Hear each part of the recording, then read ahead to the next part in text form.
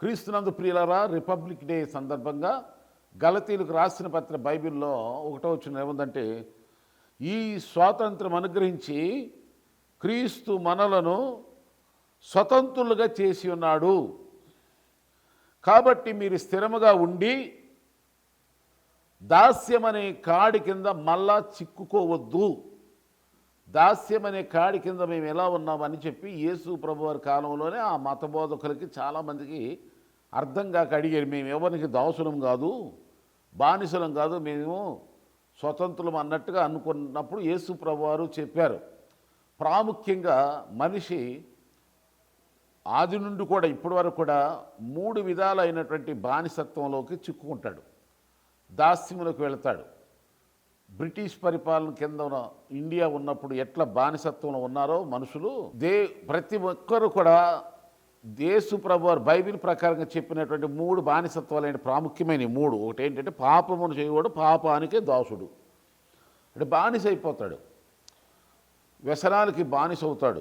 పాపము వలన వచ్చు జీతం మరణమనే వానికి తెలిసిన ఆ బానిసత్వంలో కూరుకుపోయి వాడు విడుదల పొందలేక ఆ బానిసత్వంలో మగ్గిపోతే నలిగిపోయి నశించి నరకానికి వెళ్ళిపోతారు. ఇది పాప బానిసత్వం. రెండవదిగా చూడండి, లూకా సువార్త 13వ అధ్యాయంలో ఉంది, అక్కడ సైతానే బంధిస్తుంది. సాతాను బానిసత్వం, అపవాది బానిసత్వం.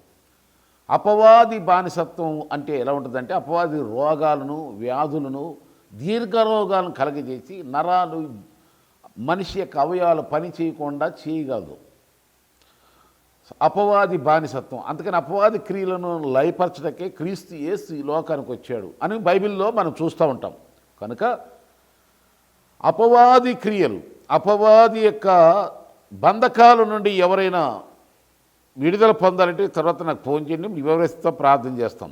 అయితే ప్రతి మనిషి చెప్తున్న 3 బానిసత్వాలు ముఖ్యంగా, 1 పాప బానిసత్వం, 2 దయ్యానికి బానిసత్వం, 3వదిగా మనుషుల బానిసత్వం. మనుషులతో వారితో మనకున్న అవసరాలను బట్టి, వారితో మనకున్నటువంటి సహాయ సహకారాలను బట్టి బానిసలుగా చేసుకుంటారు కొంతమంది మనుషులు. అందరూ చేయరనుకోండి, మంచి వాళ్ళు ఎవరు చేసుకోరు.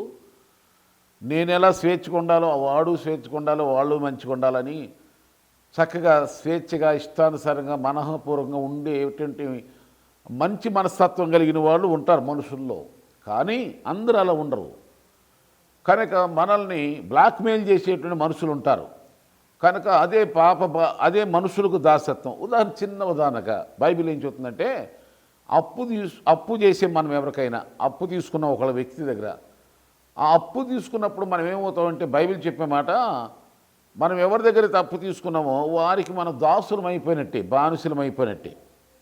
ఎందుకంటే అప్పు ఇచ్చిన వాడు మనల్ని ఎప్పుడు ఏమడుగుతాడో తెలియదు, ఎప్పుడు ఏమంటాడో తెలియదు. కనుక అయ్యా బాబు అంట ఉంటేనే మనకు నడుస్తుంది. లేదా ఆ అప్పు ఇచ్చిన వాడు మనకి కష్టమైన కలిగించి, బాధ అయిన కలిగించి తన యొక్క సొమ్మును వసూలు చేసుకోవడానికి మనల్ని ఆడుకుంటాడు ఆట. అందుకే మనుషులకు బానిసలుగా ఉండమాకండి, దాసులకు ఉండమాకండి, దయ్యాలకు బానిసలు కామాకండి, పాపానికి బానిసలు ఉండమాకండి.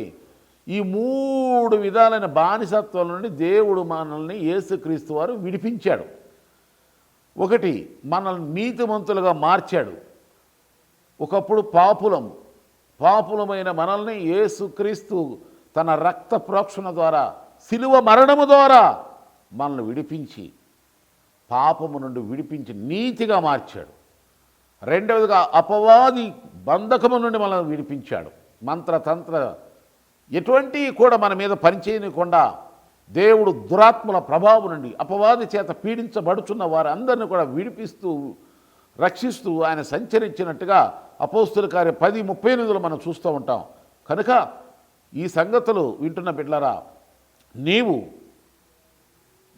పాపమునకు బానిసగా ఉండొద్దు, అపవాదికి బానిసగా ఉండమాక.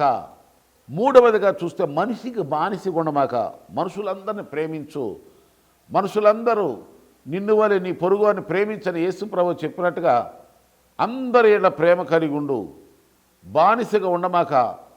స్వతంత్రుడు నీవు, స్వతంత్రుడు కనుక మళ్ళా తిరిగి మళ్ళా కాడి కింద చిక్కుకోవద్దంటే ఆ బానిసత్వంలోకి వెళ్ళమక.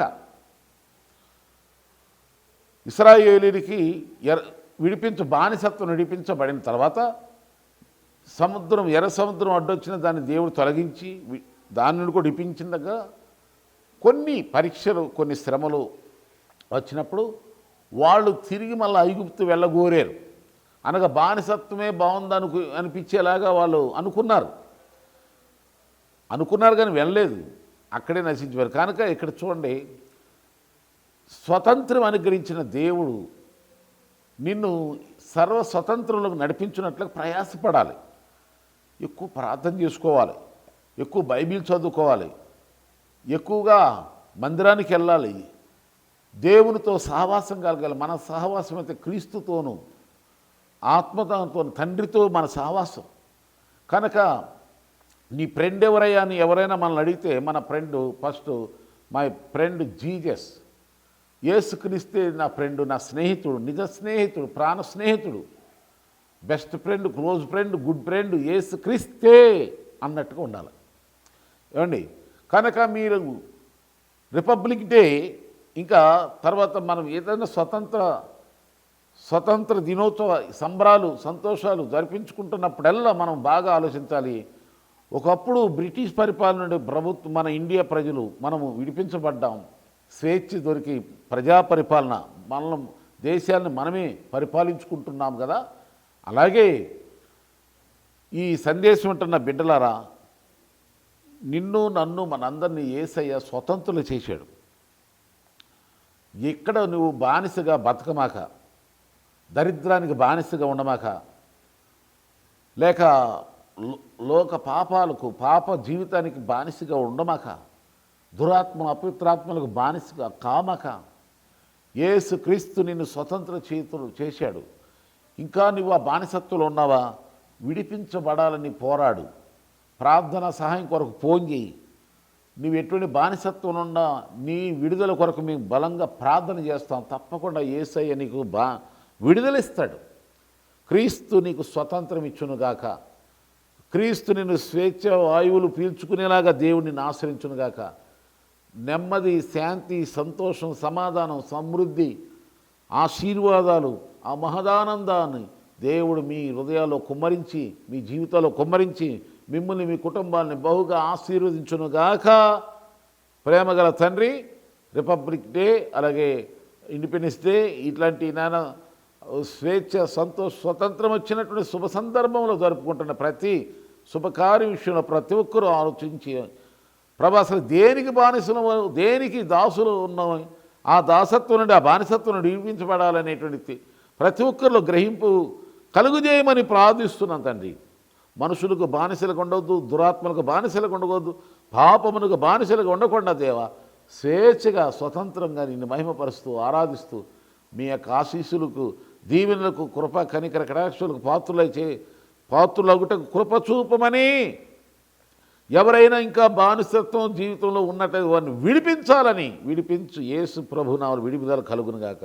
విడిపించబడిన వారు మరింత స్వతంత్రం, సంపూర్ణ స్వతంత్రం, అధిక స్వతంత్రం పొందుకునేలాగా ఇంకా నేను ముందు కొనసాగుటకు పోరాటకు నిన్నే మహిమపరుస్తూ అధికమైన స్వాతంత్రం పొందుకొని సంపూర్ణ స్వాతంత్రం పొందుకొని నేను ఆనందించేలాగా సహాయం చేయండి అని యేసు ప్రభునామములో ప్రార్థన చేస్తున్నాము తండ్రి. ఆమేన్.